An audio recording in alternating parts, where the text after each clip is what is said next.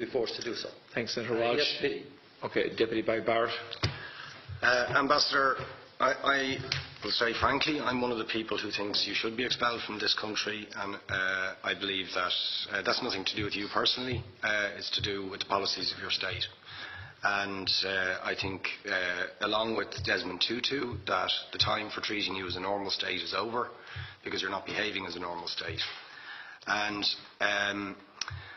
I just want to ask you questions, really, in relation to that contention. And I would just say, for the record, it certainly isn't motivated by anti-Semitism in my case. I mean, for example, when disgraceful attempts were being made to downplay the horrors of the Holocaust by people like David Irving, I brought a Jewish Auschwitz survivor to this city to organise meetings and get her on national television to remind the Irish people about the horrors of the Holocaust. And I would do so again if anybody tried to downplay the horrors of what were done to the Jewish people. But it is precisely because I'm opposed to racism that I oppose what your state is doing and what it stands for. So I just want to ask you a few questions in relation to that. And I should also say, by the way, I lived for a year on Moshav Neot Hakikar in the Dead Sea in 1987, 2 weeks before the first Intifada broke out. That leads me to my first question.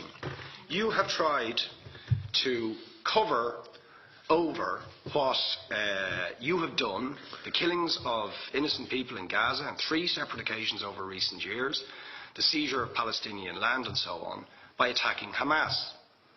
Now, why don't you just admit that Hamas didn't exist when the first Intifada took place? They didn't set up an armed wing until the early 1990s.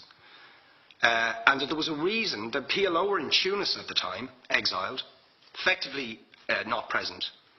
But the ordinary Palestinians rose up because you denied them basic rights. I lived there. It was apartheid. It was racism. It was endemic. It was rotten. Absolutely, I was shocked within weeks of living there to see how you treated Palestinian people.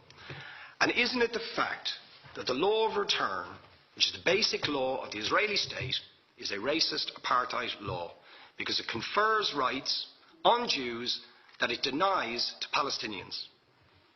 It allows, for example, if I was Jewish and had never stepped foot in Israel, I could claim citizenship there tomorrow, but 6 million people whose origins are in what you now call Israel, who were forced out in 1947 or 48, do not have that right. Isn't that part of the reason why the Palestinians are in dispute with Israelis? Because you deny them the right to return to their homes and to their land and to their villages, and that they have a legitimate claim, even under international law, to return, but you deny them that right. Why do you deny them that right? And why do you give that right to other people who have no connection whatsoever with the land, whether you call it Israel or whether you call it Palestine? Why do you continue to seize land, if you're serious about Oslo and the two-state solution? Why do you continue to seize land, which under that agreement is land designated to be Palestinian land? 500,000 people, most of which has taken place since Oslo. You allow that to happen. Why do you allow it to happen if you're serious about giving this land to the Palestinians? It's absolutely extraordinary. And it just, are you not just taking us, Ambassador, for idiots? That you can say with a straight face, we're serious about peace, but while we're serious about peace, we're going to seize Palestinian land.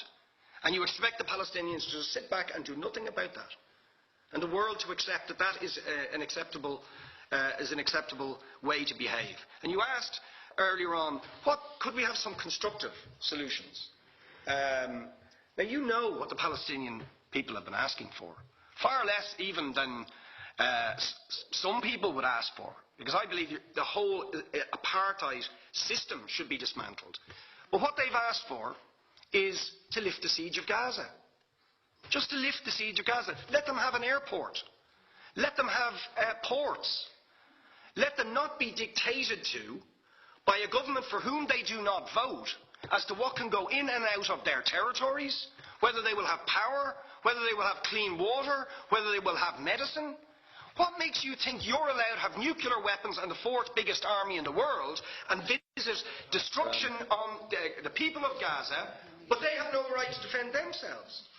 They have no territorial sovereignty over that land. Could you ask questions, please? How do you justify that? Yeah. All right. How do you justify those double standards? And very lastly, Ambassador, people like Bishop Tutu, Nelson Mandela, and I would certainly describe your state as a apartheid state, with different laws for people depending on their race or religion. Now, isn't that just the case that, for example, at checkpoints going into the West Bank, there's a channel if you're Israeli or European, and there's a channel if you're Arab, just because you're Arab. If you came into Dáil Éireann and they stopped you and said, "Are you Jewish?" "Oh no, sir, you can't come in through the same entrance as Irish people or European people because you're Jewish," you would call that racism and apartheid. But yet you practice that. You practice that with your checkpoints and your military barriers and your apartheid wall. How can you justify that? All right, thank you. Last